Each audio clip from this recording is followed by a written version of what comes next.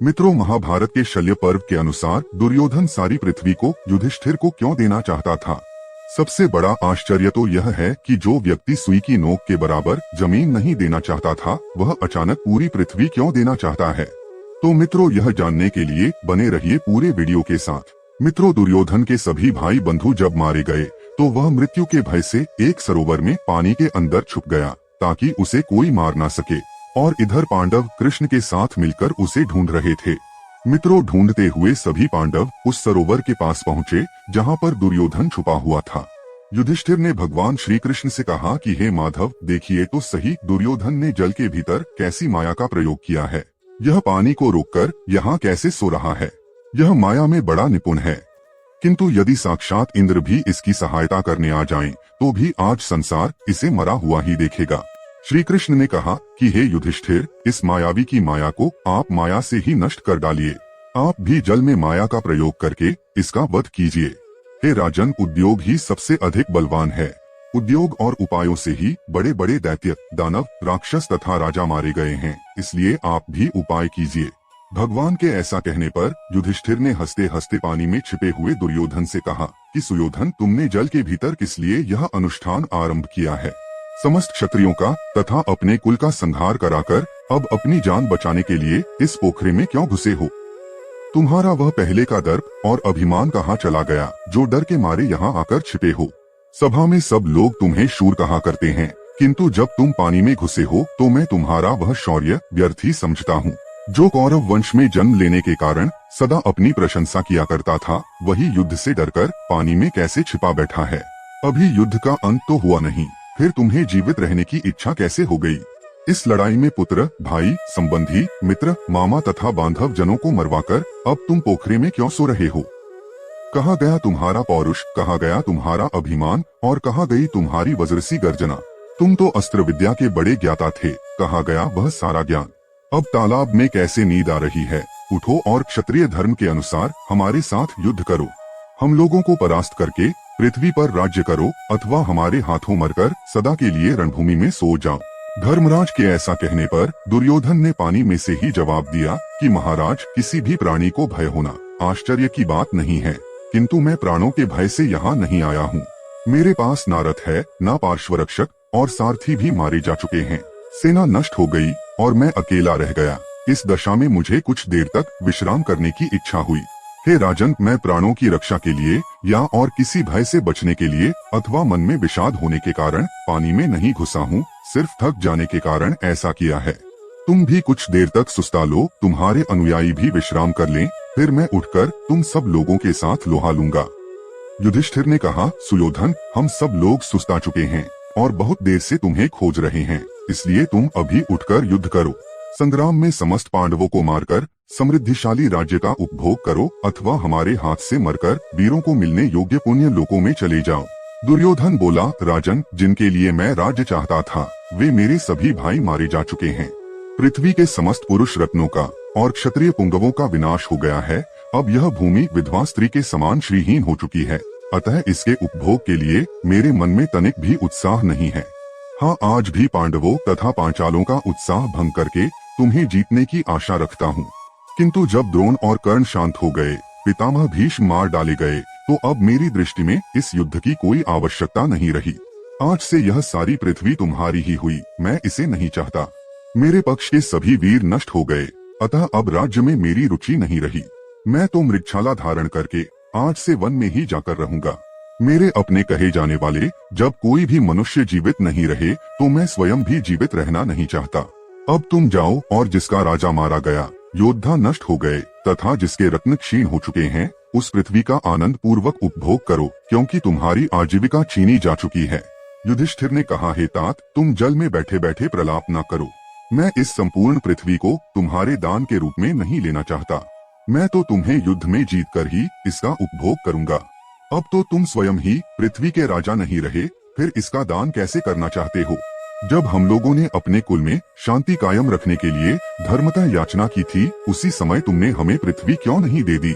एक बार भगवान श्री कृष्ण को कोरा जवाब देकर इस समय राज्य देना चाहते हो। यह कैसी पागलपन की बात है। अब ना तो तुम पृथ्वी किसी को दे सकते हो और ना छीन ही सकते हो, फिर देने की इच्छा क्यों हुई। पहले तो सुई की नोक के बराबर भी जमीन नहीं देना चाहते थे और आज सारी पृथ्वी देने को तैयार हो गए। आखिर बात क्या है? याद है ना, तुमने हम लोगों को जलाने की कोशिश की थी, भीम को विष खिलाकर पानी में डुबाया और विषधर सांपों से डसवाया।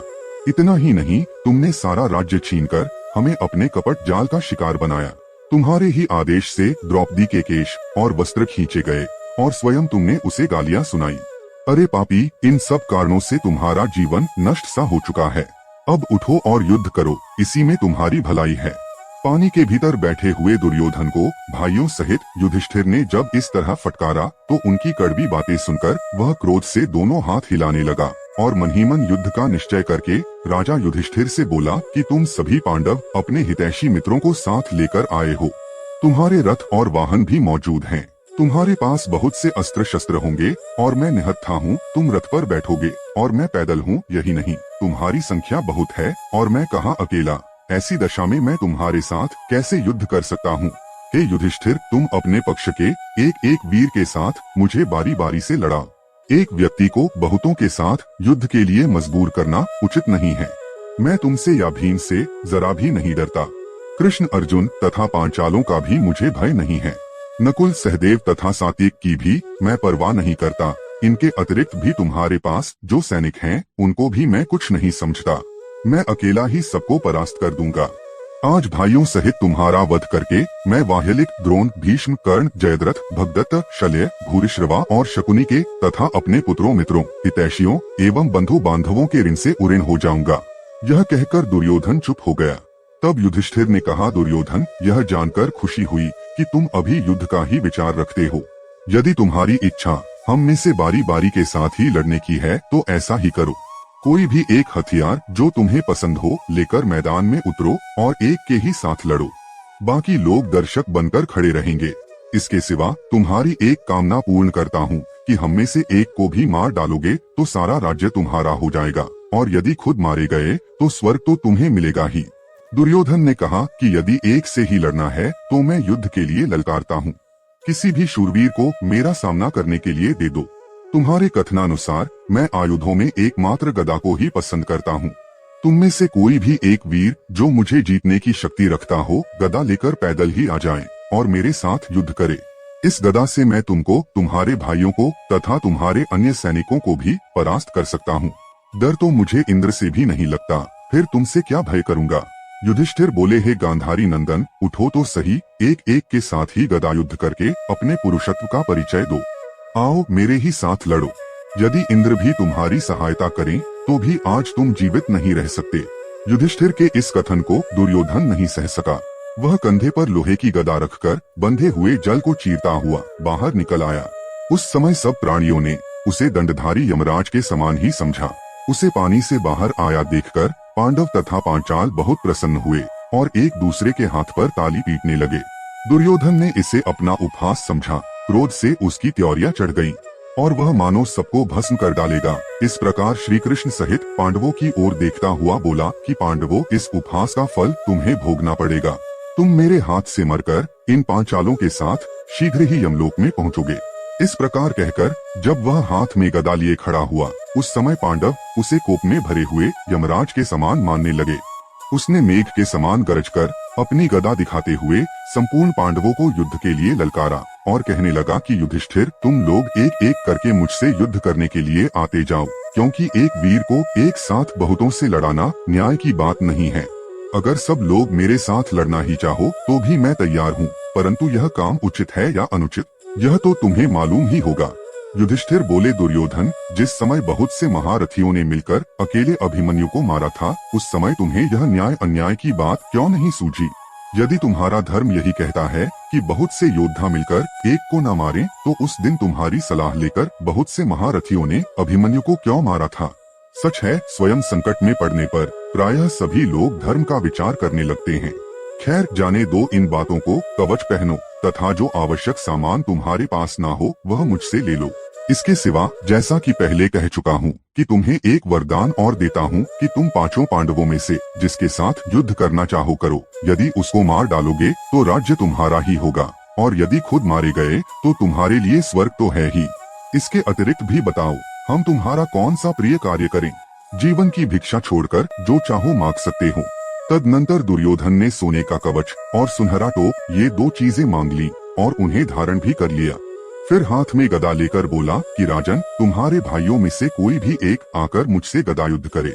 सहदेव, भीम, नकुल, अर्जुन अथवा तुम कोई भी क्यों ना हो, मैं उसके साथ युद्ध करूंगा और उसे जीत भी लूंगा।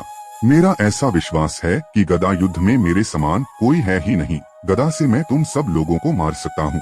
यदि न्यायता युद्ध हो तो तुम में से कोई भी मेरा सामना नहीं कर सकता। मुझे स्वयं अपने लिए ऐसी गर्व भरी बात नहीं कहनी चाहिए, तथापि कहना पड़ा है। अथवा कहने की क्या बात है, मैं तुम्हारे सामने ही सब कुछ सत्य करके दिखा दूंगा। जो मेरे साथ युद्ध करना चाहता हो वह गदा लेकर सामने आ जाए। तो मित्रों, यह वीडियो यहीं तक।